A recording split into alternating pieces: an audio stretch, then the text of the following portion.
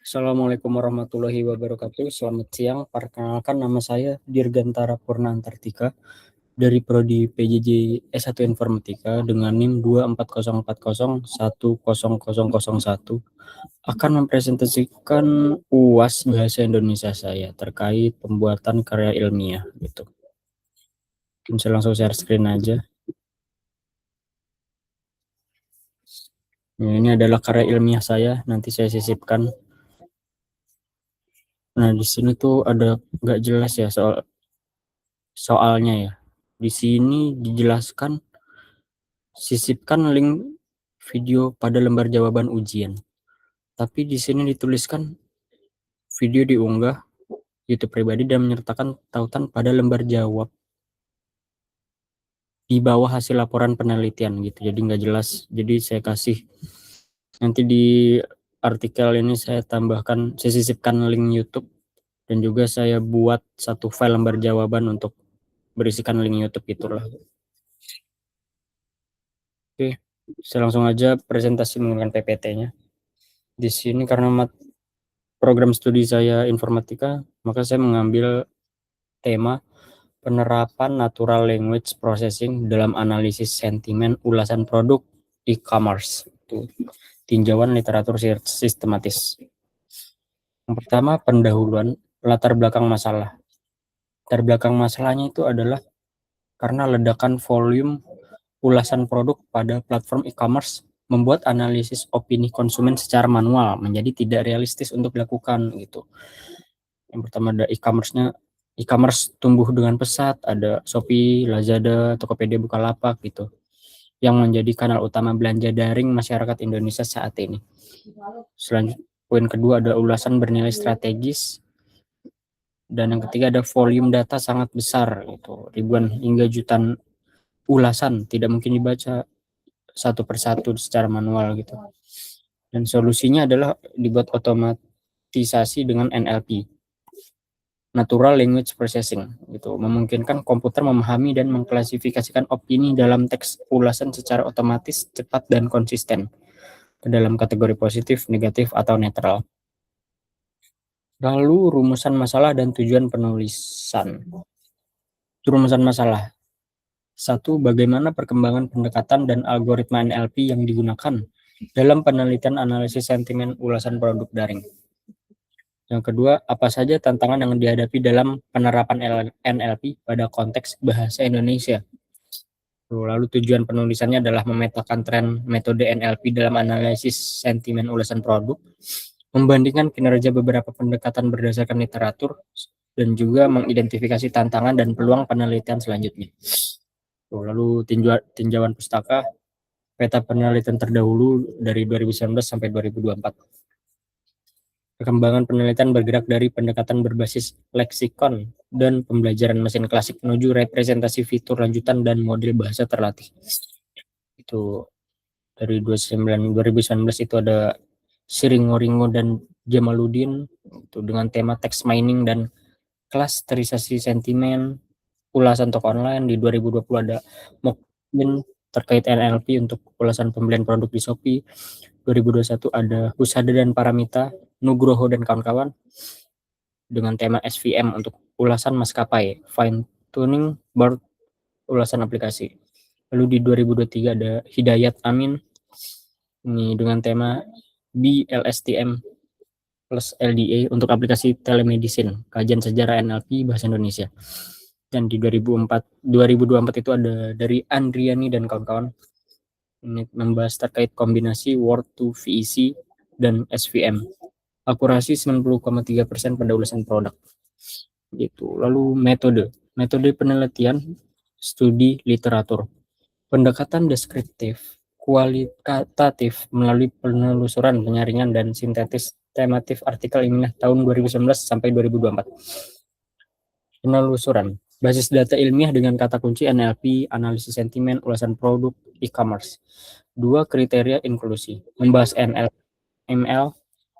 untuk teks berbahasa Indonesia, metode dan hasil eksplisit terbit terbuka. Yang ketiga ada analisis tematik, identifikasi algoritma, pemrosesan, kinerja model dan tantangan tiap studi. Dan yang terakhir ada sintesis, menjawab perumusan masalah melalui perbandingan temuan antar literatur. Lalu pembahasan, kita masuk ke pembahasan pergeseran tren algoritma NLP. Yang pertama, pembelajaran mesin klasik. Ini ada Navy Bayes SVM KNN. Implementasi sederhana, sumber daya rendah, akurasi memadai untuk sentimen biner, tapi dia kurang optimal pada konteks yang kompleks gitu. Lalu algoritma selanjutnya adalah representasi fitur lanjutan menggunakan Word to VEC plus SVM. Ini mampu menangkap hubungan semantik antar kata lebih baik dibanding TF IDF konvensional. Gitu. Ini akurasinya 91,3%. Dan yang terakhir ini yang sedang ramai itu ML dan deep learning gitu. Deep learning dan model bahasa. BLSTM, BERT atau IndoBERT itu memahami konteks kalimat lebih dalam. Ini mampu memahami konteks kalimat lebih dalam, namun membutuhkan data dan komputasi jauh lebih besar gitu untuk data trainingnya lah, data learningnya gitu, AI. Lalu alur umum proses analisis sentimen. Yang pertama ada pengumpulan data ulasan, lalu ada praprosesan, tokenisasi, stop word, stemming, lalu ke ekstraksi fitur, berlanjut ke pelatihan model klasifikasi, dan yang terakhir ada evaluasi kinerja. Tahap pra-pemrosesan sangat krusial karena data ulasan konsumen umumnya tidak terstruktur, mengandung singkatan, emotikon, dan kesalahan ejaan. Kualitas tahap ini menjadi fondasi sebelum data diproses oleh algoritma klasifikasi apapun. Lalu pembahasan selanjutnya tentang tantangan kebahasaan dalam konteks bahasa Indonesia. Dalam konteks Indonesia. Karakter unik bahasa Indonesia menghadirkan tantangan sendiri bagi model NLP. Pertama itu ada sifat aglutinatif, yaitu keragaman morfologi bahasa Indonesia menuntut penyesuaian teknik stemming dan tokenisasi. Lalu bahasa informal, singkatan tidak baku, campur kode, dan tanda baca atau emoticon yang tidak konsisten dalam sebuah ulasan itu. Lalu poin ketiga ada keterbatasan korpus. Data berlabel bahasa Indonesia berskala besar masih terbatas dibanding korpus berbahasa Inggris. Dan yang terakhir ada ambiguitas makna. Entah itu sarkasme atau konteks kompleks, itu masih sulit dikenali oleh model klasifikasi standar. Lalu ke pembahasan selanjutnya terkait rekomendasi pengembangan. Yang pertama ada perluasan korpus, membangun korpus ulasan produk berbahasa Indonesia yang berlebar secara luas. Lalu poin kedua ada rekomendasi pengembangan kedua ada pengembangan dari sisi model bahasa lokal gitu. Ini memanfaatkan model bahasa terlatih khusus Indonesia seperti IndoBERT pada domain e-commerce. Lalu yang ketiga ada pendekatan secara hibrida, menggabungkan rule based dengan pembelajaran mesin untuk menangani sarkasme dan ambiguitas.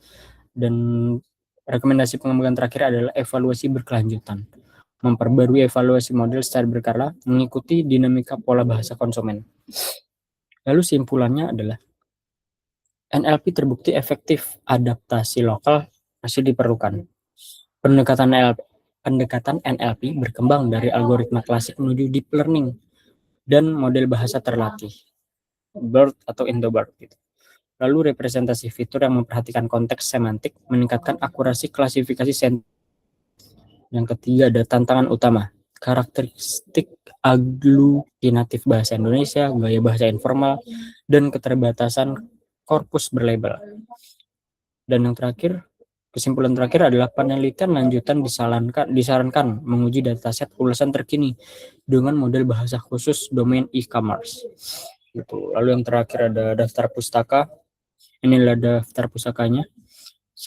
Daftar pustaka yang lebih lengkap ada pada naskah artikel ilmiah saya.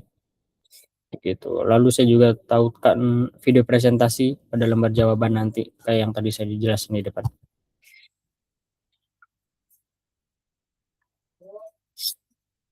Ya, itu aja presentasi dari saya. Terus banyak kekurangannya, saya mohon maaf yang sebesar-besarnya. Terima kasih, selamat sore. Wassalamualaikum warahmatullahi wabarakatuh.